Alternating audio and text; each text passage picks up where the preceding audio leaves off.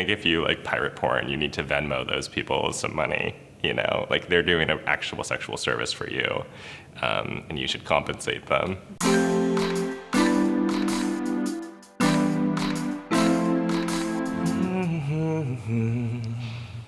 Okay, we good? Yeah. Okay. Hey, I'm Chan. I'm a visual anthropologist, and I help make some of these videos that you see all the time. Welcome to Chansplaining. So we're gonna start this new series where every week I'll give you some fun-ass facts about the stuff we're making. Just give you a peek into our brains a little bit about why we're making the things we're making, our little love letter to you every week. So today I really want to talk about this video we just released, which is where people are guessing whether or not people in a lineup are actually a sex worker or not. So the sex worker video is part of a larger series called Lineup that we've been doing for quite some time here at Cut. I think our first one was the Asian people versus Asian food lineup. Based on looks alone, which is all we're going off of here, that he's probably Chinese.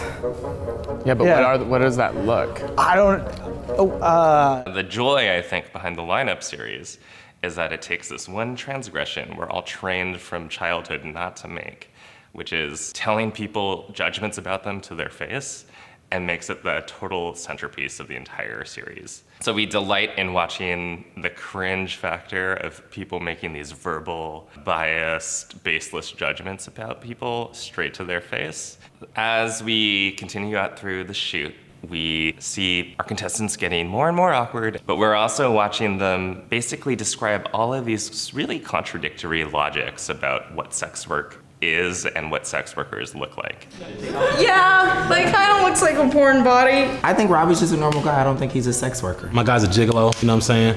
He's out here slinging that surfer pipe, you know what I'm saying? Final decision. The Lineup format encourages this kind of verbal diarrhea.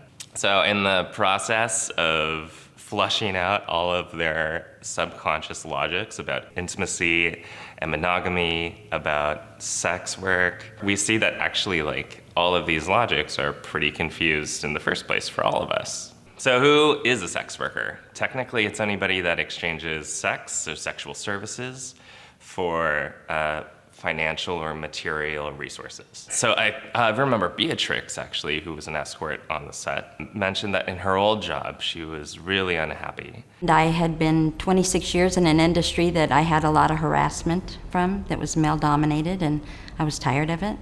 That really stood out to me because we always characterize sex workers as somehow victimized by their circumstances, that they are abused all the time. Yeah, some sex workers are abused or are trafficked. That is not everybody though. And to characterize them as this kind of ubiquitous, single kind of group of people is really short-sighted. Do you enjoy what you do?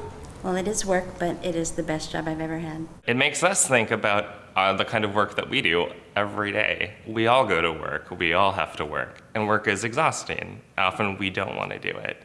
We sell our bodies too at work. We go home incredibly fatigued and stressed out, and even if you work in a white-collar job, that has material effects on your health and well-being. You say you got a boyfriend, right? Mm-hmm. So what happens when you've been at work all day and he wants to come home and have sex with you? Oh, I fuck him. See, I would be like, I just did my 9 to 5. And isn't monogamy itself a kind of sex work, right? The pinnacle of monogamy is companionate, committed marriage. And that's literally an institution in which you agree to only have sex with one person contractually by obligation in exchange for access to their financial resources or their investments. And even if you're not married and just in a monogamous relationship, can you imagine ways in which you actually use sex to barter for things within the relationship? Like, would you eat someone out so that they would take the trash out? I don't know. When you're single, you're now on the market. So think about the next time that you put together your Tinder profile or your Grindr profile. You post travel pictures and pictures of you in a suit and tie, right? Like, these are ways that we signal to each other our value on the sexual marketplace, and sex is absolutely interwoven in all of these transactions. The truth is that sex workers operate on a marketplace, a sexual marketplace, in which people's desires for intimacy or certain kinds of companionship or physical affection actually set the demand and the supply for this kind of work. Basically, we're all sex workers. So why even bother guess who is or who isn't?